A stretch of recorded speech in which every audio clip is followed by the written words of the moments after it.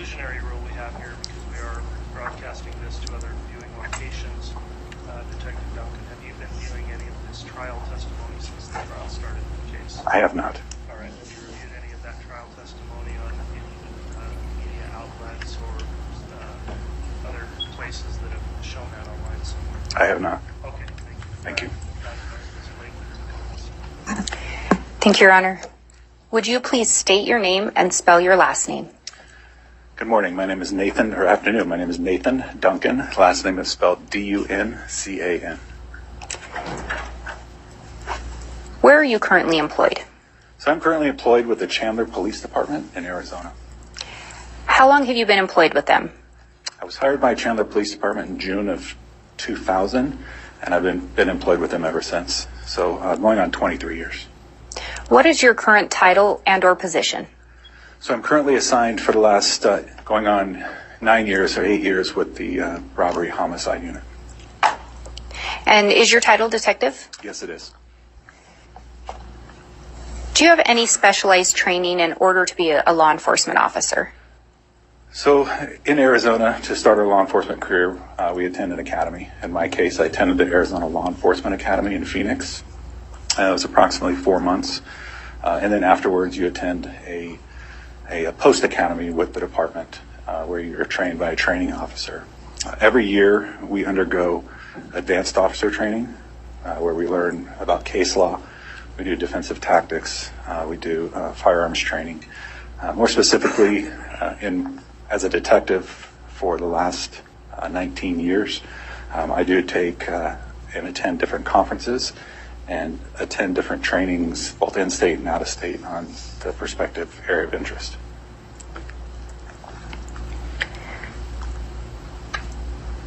And were you working on July 11th of 2019? Yes, I was. Do you recall responding to a report of gunshots?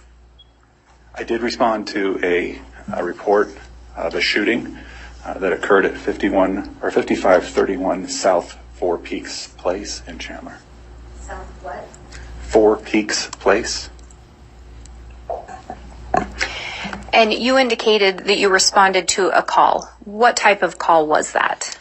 So the call came out as a shooting call, and the reporting party was an Alex Cox, who had indicated that he had shot his brother-in-law. And was that call made to 911? Yes, it was. Do you know the approximate time the call was placed?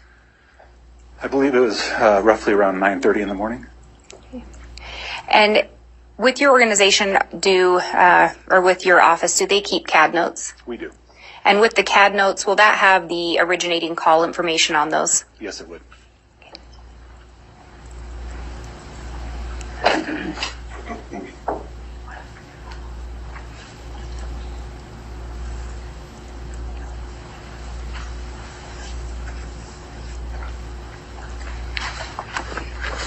Detective Duncan, have you looked at CAD notes before? Yes, I have. And have you looked at the CAD notes in this case? I have. And if you were shown a copy of what's purported to be the CAD notes for this case, do you think you would recognize those? I would. Your Honor, I have what's marked as State's Exhibit 46. I would ask that the witness be shown these.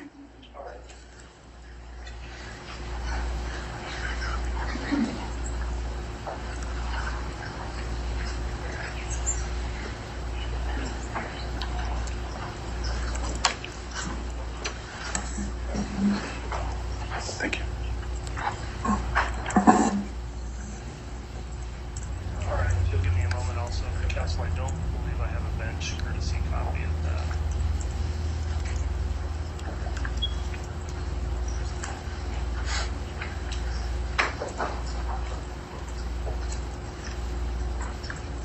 Thank you, Mr. Bailey.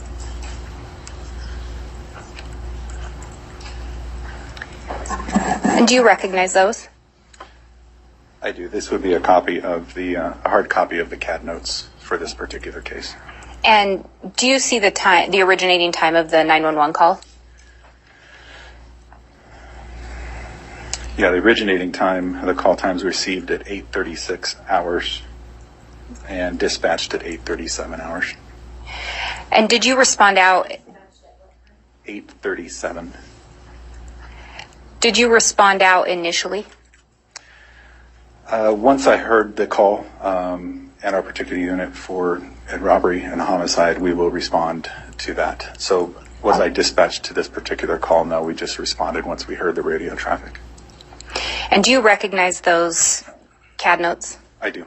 And are those in fact the CAD notes related to this shooting incident that you responded out to? Yes, they are. Your Honor, I would move for the admission of Exhibit 46. Any objection from the defense?